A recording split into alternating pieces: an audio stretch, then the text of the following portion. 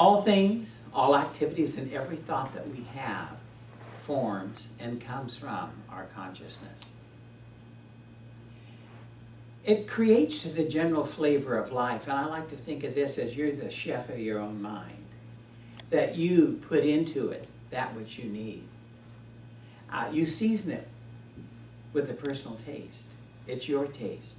So if you use a pinch, or if you use a shake, or if you use a teaspoon, or if you use a quarter, a pint, or a fifth, whatever you're doing, you have that opportunity to flavor your life just the way you want it. A dash sometimes helps too. You make the sizzle. You make the sizzle in the summer through your consciousness. Consciousness is something which we cannot create. You cannot destroy it. You beautiful beings can only direct your consciousness. We're the chef. We're the chef to the consciousness. That thinking, feeling you, which created and caused you to be, may be directed, and it can be channeled, it can be forged, it can be directed just as you choose. By your command, by your very thought, and the way you move that, and command the thought that we possess, allows each and every one of us to have the life that we choose. By using your spiritual power, your inner essence, that gut Louis, that gut Michael, or whoever you are, that deep abiding thought is your consciousness expressing by means of you. You can make it a pleasant experience, and I hope that you will. I think we're all happier when we come from pleasant city rather than negative city. Or you can make it a hellish one. That's your opinion too, and that's your choice if you choose it to be. But whatever we make, whatever we create, is available through our thought, the very thought that we think. Our Science of Mind teaching supports us. It supports us with valuable tools, spiritual mind treatment, meditation, and knowing that as we affirm the good that we are in everything that we say, think, or do, we know that we are the joy of life expressing from that wonderful state. And I want to share with you something else. If you believe that, you'll achieve it. It will be in your life. It is a supportive tool and a beautiful tool to express your life with. You'll experience heaven or hell. Those thoughts are yours. And I know that you will do what's right for you. You call out the question, and you get to answer the question, and you get to receive that to the degree that you can accept. In all of this teaching, as much that you, as something that you want to desire and have in your life, as much as you give strength and thought to that, you will attract back into your life. We're all students, we're all on the journey. We're all where we need to be. And as we move into this teaching and allow this teaching to support us, we are empowered with the love and the consciousness that delivers to us every instant and every occasion what you mentally accept to be your true self. Consciousness is a mental awareness, nothing more. You hear many of us say it's all consciousness, and it is. And to the degree that we empower ourselves with that and use the tools and the principles of our teaching, so be it. I want to encourage you to allow your consciousness to be the sizzle in your summer. It is the izzle in sizzle that counts. And only we, the individual I, can make that happen. Happiness is authentic and genuine satisfaction with your present experience. My present and current experience here at the center is very cool, very comfortable. We've had good music. We had a wonderful meditation. We have fellowship and friends that I look out on today. it's a pretty good space to be on a Sunday morning. And you know what? The center pays for the accommodations of air conditioning, so we have a much cooler center than I do at home. So I like my Sunday home. Get my dollar's worth here today. Woo! Thank you, Spirit. Thank you, Spirit. Satisfaction is a deep inner sense of fulfillment from the very depth of ourselves. Dr. Barker also says in The Power of Decision, he says it's acknowledging your sense of doing a job well, if you're pleased with your life.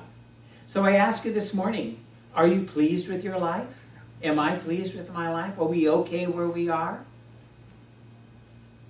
That's your question. That's your decision to make that in the affirmative. And we know that you are. You know, this wonderful, I want to share with you this morning that, first of all, you showed up on a hot Sunday, and I honor you for that. And I'm envious of all of the guys that are in short sleeve shirts and shorts. And I honor you for that, and as soon as this lesson is over, this goes. So it's okay. You know, and I was taking my ministerial training, the one thing that we were encouraged to do, that whenever you do a lesson, whenever you speak or present from the podium, that you're dressed in appropriate attire. So this is Sunday attire. But it doesn't mean I have to stay in it all day long or put the coat on until I speak. And that's what I did. Well, you know, you showed up on this hot day. And you came to celebrate God's good energy, the spirit that's within each and every one of us. And second, your pleasant demeanor and welcoming interchange of community activity, chatting and talking and knowing. And we got to hear about someone taking a trip and somebody else's health being returned and someone's son getting a position. This is all good news that we share on Sunday. It's an inner welcoming of each other, knowing that we have come home to our spiritual home. And this morning, what I heard was a lot of chatty Cathys and a lot of conversational Kens. Everybody was having a good time. You know, we must never limit our good. We must never limit our good by replaying old stories. It's like playing a scratchy 78. Those of us that are wisdom-filled will remember those. And speaking along that, completely off my lesson, but I love trivia and you know that. I was reading this week that when the 78s were designed, they were designed to play 100 times, and after that they'd start scratching. So I guess when we cleaned out my mother's home and she made her transition and we gifted those to someone else, I'm sure there's a lot of scratches in those albums. So. But it was amazing to me that it was such a disposable thing for a short life. So out with the old and in with the new. Reverend Michael frequently says, if you're not happy about life, MSU, you know, he's a graduate of MSU, and that means making stuff up. So if you're not happy with your life, if you're, you know, make the story that fits the occasion. You know, dress up, show up, have fun, and have a good time. That's what it's all about. Create a new story. Reinvent yourself. Allow yourself to be that which you want to be, and know that you can be through the happiness that you hold within the interior space of your mind.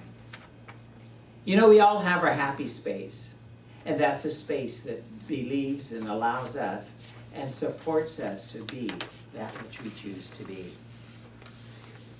And that space is where we teach, and that space is where we become the joy that we truly are. And what I want to share with you, that we must love others as you love yourself. That's difficult sometimes to do. Some of us are givers, and it's much easier to express out than it is to pull in and receive. So in the joy of cooking in your kitchen, being your own chef of consciousness, allow that love to be shared. And another thing I want to share with you is that when we're in our happy space, we are more compatible, more compassionate, and more truthful. For we love ourselves without condition. And in any type of an unconditional relationship, there aren't the restrictions. And there aren't any boundaries. So there is that freedom and that unity in the community to celebrate and rejoice. And everything that happens to you happens because of you. We call the shots, don't we? Further, in The Power of Decision, Dr. Barker shares, once you decide that you will be happy, then you need to state that you are happy. Just don't think it, state it out loud. One of the greatest things that Louise Hay did for me, and I thank her frequently, well, I shave every day, but when you look in the mirror at yourself, and you say, are you happy, Louie? And I say, talk back to myself frequently and say, yeah, I'm happy. I like life. And when we have that verbal interchange with the eye and the spirit and everything with shave cream, now you girls don't have to do that, but you can put a cleansing cream on and play like you're shaving, I don't care. But when you have that interchange, you're leaving and living that truth. That's good.